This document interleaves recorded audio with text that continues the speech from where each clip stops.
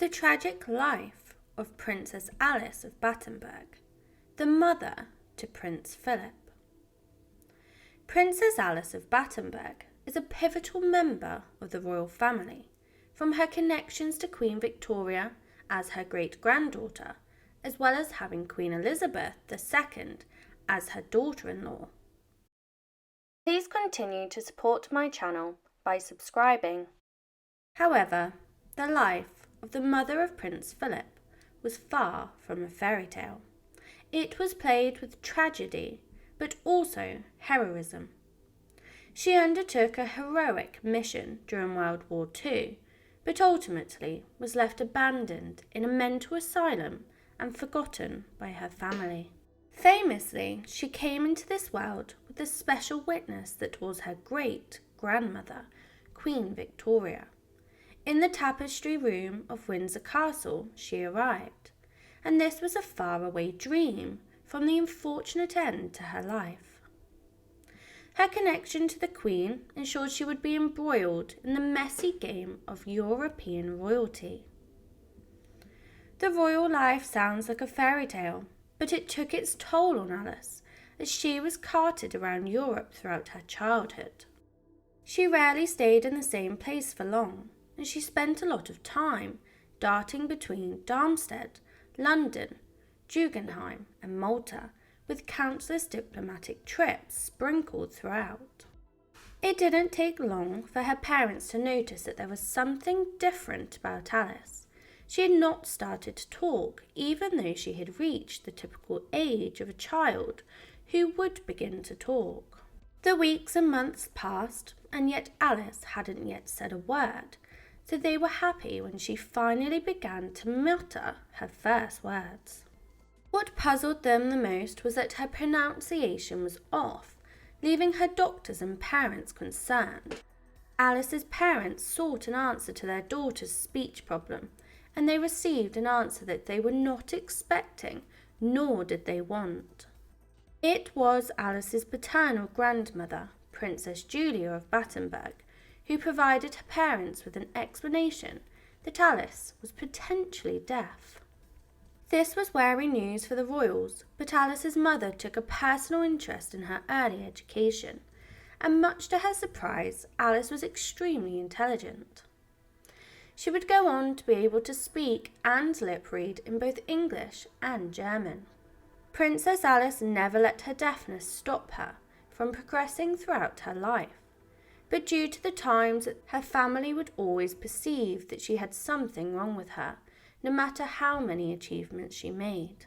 The British royal family was having a dire time.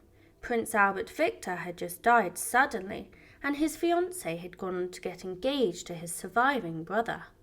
Mary of Teck was the name of George, his brother's new fiancée, of whom Alice was a bridesmaid for at the uncomfortable wedding.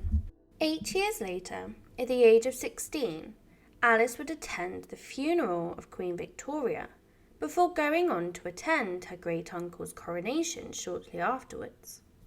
Although a boring occasion for her, it became a pivotal one, as she would meet someone who would change her life forever.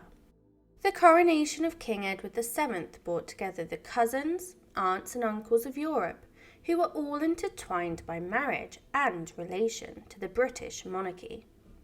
Every prince and princess had been matched-made by Queen Victoria, who loved to meddle in the love lives of her children and grandchildren. One of the royals who would attend the coronation would be Prince Andrew of Greece and Denmark.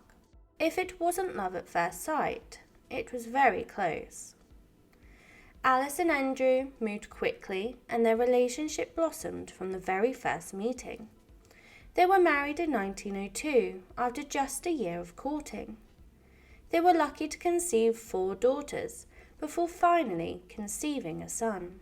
This young boy, the baby of the family, would go on to marry Queen Elizabeth II and become Prince Philip, Duke of Edinburgh and consort of the British throne.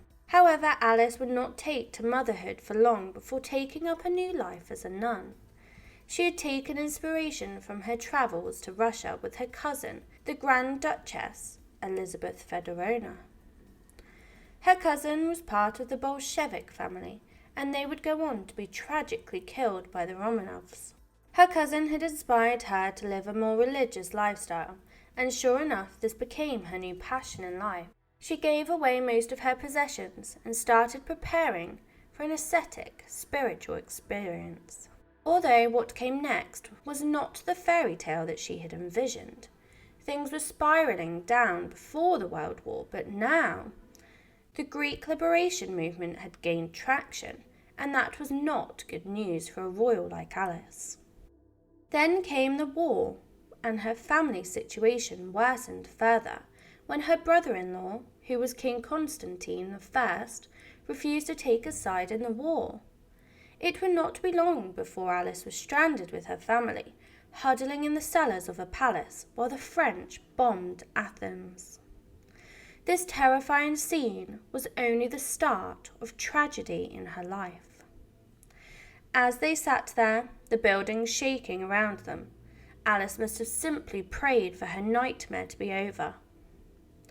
Join me in part 2 to discover how the situation in Greece worsened, leaving her to flee and fight for her and her family's life. I will then delve into the beginnings of the downturn of Alice's mental health and how she ended up in a mental asylum. Please continue to support my channel by subscribing. Please comment, like and subscribe if you wish for more stories, and leave your suggestions below and I will endeavour to cover them.